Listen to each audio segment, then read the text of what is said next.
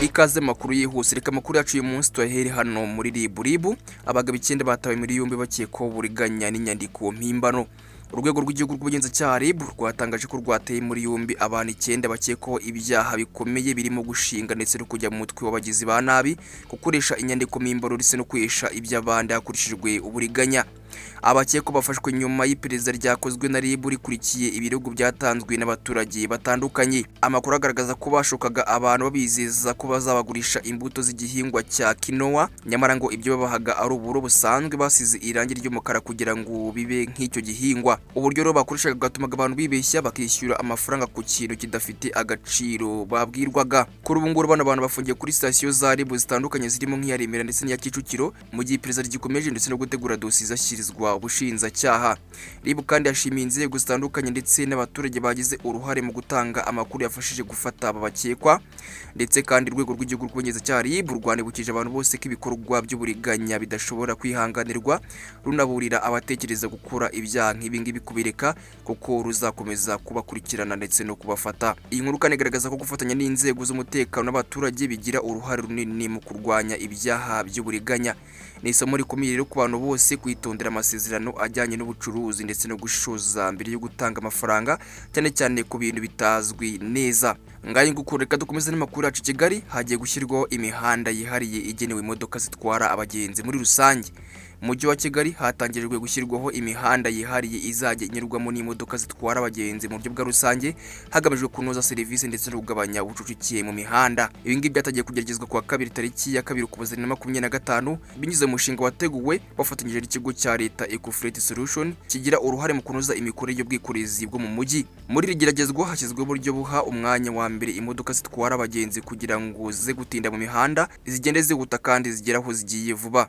Nyuma y'igihe kigira hafi y'amezi 5 byagaragaye ko buno buryo bwatanze umusaruro ugaragara cyane muri uyu mujyi wa Kigali. Imirongo miremire ngo yabategaga imodoka yaragabanutse ndetse buri munsi handikwa ingendo zigera ku 220 z'abagenzi. Ikindi kandi cyagaragaye no ko ngigiye abantu bamara mu rugendo cyagabanutse ku rugero rugaragara, aho byibura cyagabanutseho iminota irenga 17 yose. Iyi mihanda kandi igazajya igaragarira buri wese binyuze mu nyandiko zizajya ziba ziri mu muhanda zanditsemo amagambo bisi only agaragaza ko umurongo ugenewe gusa imodoka zitwara abagenzi. Gushyiraho rero imihanda yihariye y'imodoka zitwara abagenzi ni imwe mu ngamba zo kunoza ubwikorezi mu mujyi wa Kigali, kugabanya umwanya abaturage bamara mu ngendo ndetse no kongera umuvuduko w'ikorwa rya serivisi. Ibi kandi bishobora kugira uruhare mu kugabanya umubyigano mu muhanda ndetse no kunoza imibereho y'abaturage muri rusange. Reka dukomeze n'amakuru yacu. Huye umukozi w'urukiko wasanzwe mu mufirege yitabye Imana. RIB yatangaje ko yapfuye azize stroke. Urwego rw'igihugu rw'ubugenzacyaha RIB rwatangaje ko Rwamurima Theogene wari ufite imyaka 38 akaba umwanditsi mu rukiko rwisumbuye rwa Huye yitabye Imana azize indwara ya stroke ituruka ku guturika kw'imitsi yo mu bwonko. Ibi ngibi byasobanuye n'umuvugizi wa RIB Dr. Murangira kuri 21 Mata 2026 mu kiganiro n'itangazamakuru. Urupfu rwa Rwamurima rwamenyekanye mu ijoro ryo kuri 14 Mata 2026 ubwo umurambo yabonekaga mu mufirege uherereye mu mudugudu wa Rugarama ku kagari ka Rwesero murenge wa Busasamana mu karere ka Nyanza.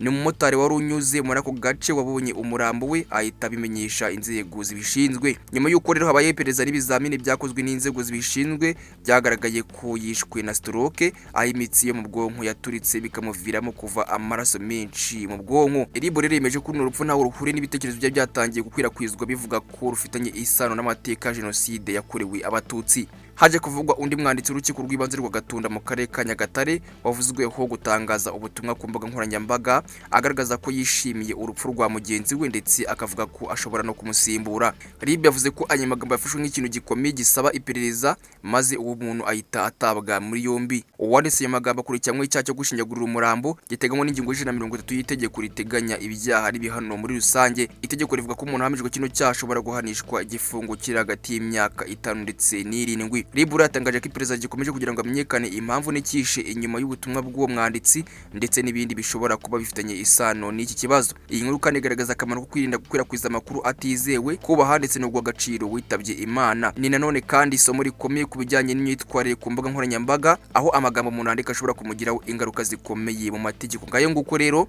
ayingana niyo makuru y'umunsi twari tuzindukanye, nakagaruka nyina cyari mwe Nyabari Obedi na ingini Obi Time News mu gihugu cy'u Rwanda. Obi Time News.